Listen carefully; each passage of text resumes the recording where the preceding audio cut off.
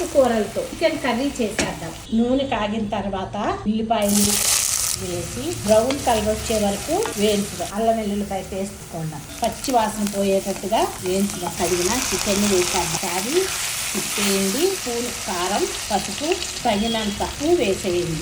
Medium flame మీదే ఉంచండి. ఒకసారి తిప్పి మూత పెడదాం.